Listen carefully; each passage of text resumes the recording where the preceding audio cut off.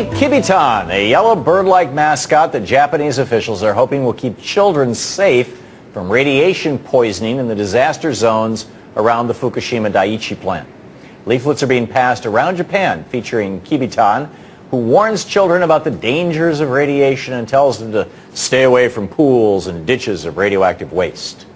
Countless children in Japan are at risk of developing cancer as a result of the Fukushima meltdown last year. According to a recent study from Fukushima Medical University, 36% of the children in the area have overgrown thyroid glands, leaving them prone to cancer. Japan recently recognized the 20-month anniversary of the start of the Fukushima nuclear crisis, and today only one nuclear power plant is in operation in that country, and geologists are warning it's sitting on a fault line. Geologists at Tokyo's Toyo University are urging the Japanese government to halt operations at the Oi nuclear plant and to conduct research underground to see if it's in danger. Asked if the plant should remain open, one of the lead geologists said, "It would be a very silly option. We would have learned nothing from Fukushima. I'm afraid we would see a repeat one day." End quote.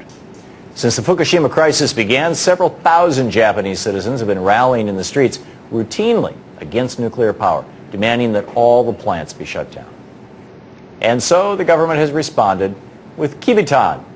So what's the latest on Fukushima and the rest of the nuclear problems coming out of Japan, and the rest of the world for that matter? Kevin Camps joins me now. He's the radioactive waste watchdog at Beyond Nuclear. Kevin, welcome back. Hi, Tom. Thank you. Great to have you. Thanks. Tell us about the Oi nuclear power plant. Well, like you said, it's the only nuclear power plant to be reactivated after March 11th, 2011. 2 reactors have been fired up. That was in June of this year. So there was actually a month where there were no operating reactors in Japan. So 4 reactors were destroyed at Fukushima Daiichi in the catastrophe. But there are 50 operable reactors in the country. So 2 are operating and 48 remain closed down. And the 2 in this Oi plant are on a fault line?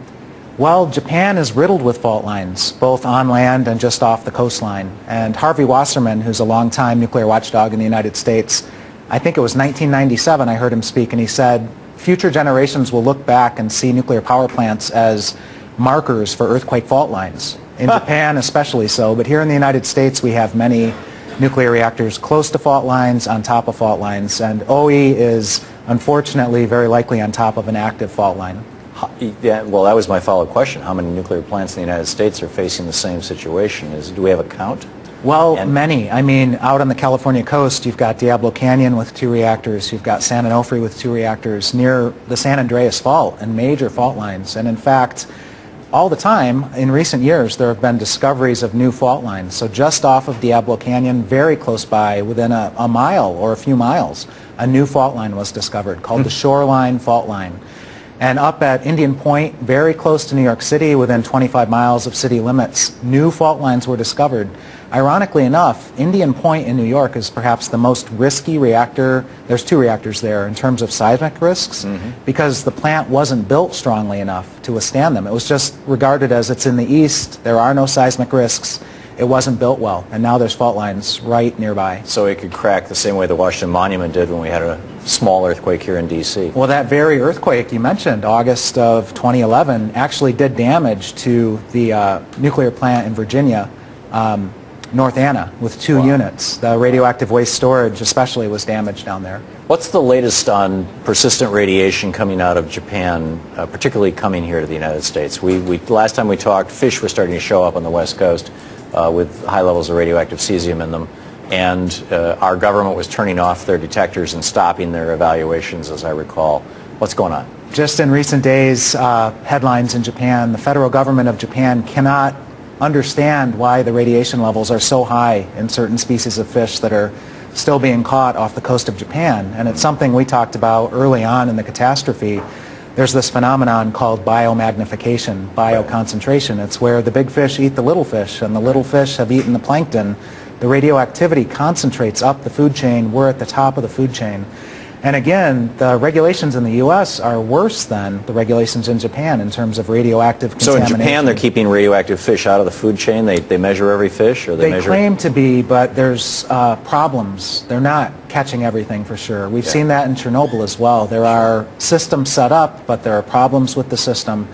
The difference between Japan and the United States is kind of startling. In Japan, at this point, the permissible level of radioactivity in food is 100 becquerels per kilogram. A becquerel is a radioactive disintegration per second. Right. So 100 becquerels per kilogram in Japan. In the United States, the permissible level is 1,200. So Japan's limits are 12 times stronger than ours, which means that we could very certainly be importing food from Japan that's considered unfit to eat there and be If the Japanese wouldn't sell to their own people, they'll sell it to us because that's insane. Japan is deploying this yellow mascot, Kibitan, if I'm saying it right, to warn kids about radiation. What is the situation, seriously, for kids around Fukushima and frankly, around the world? I mean, even the U.S. West Coast, downwind of and downstream, I guess, ocean currents of this thing. Children are very vulnerable to radioactivity, much more so than adult white males, which is the standard reference man in the United States for radiation protections. Women are more vulnerable than men. Pregnant women and the fetus are the most vulnerable of all. So unfortunately, the standards have been established for a 25-year-old white male who weighs 160 pounds. This dates back to the 1940s, 1950s. Yeah. So they're very vulnerable. Heartbreaking stories in Fukushima. Parents will not let their children play outside because they're concerned about the radioactive contamination. Families have been thrown onto their own resources to check the school lunches.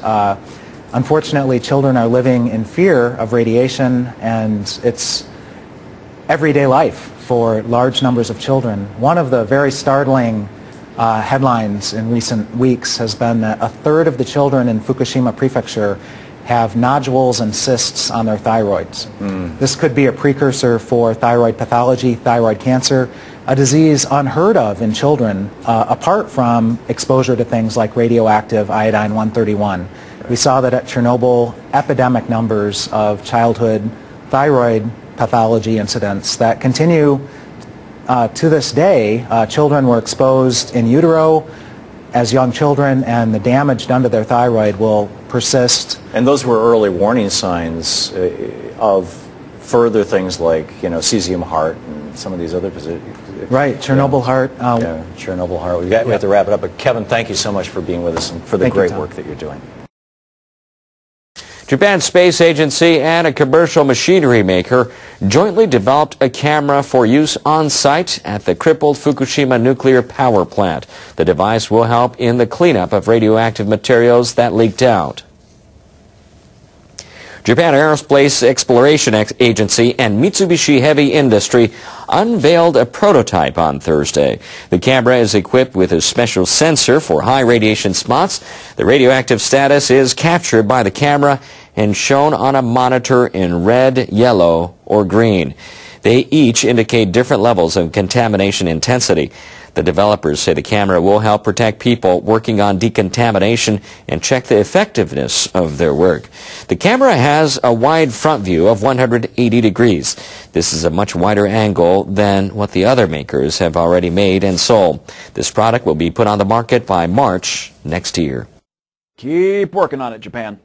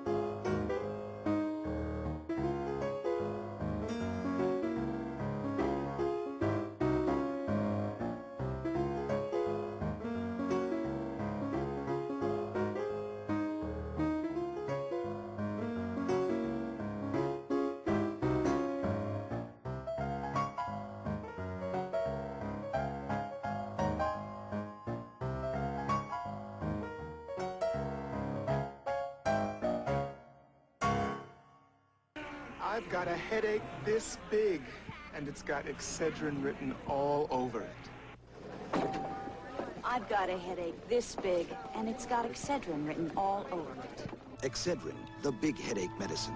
More medicine than any regular strength pain reliever. The most medicine you can buy without a prescription. Nothing is stronger. I had a headache this big, but I took Excedrin, and it's gone. Excedrin, from Bristol Myers. Excedrin, the headache medicine.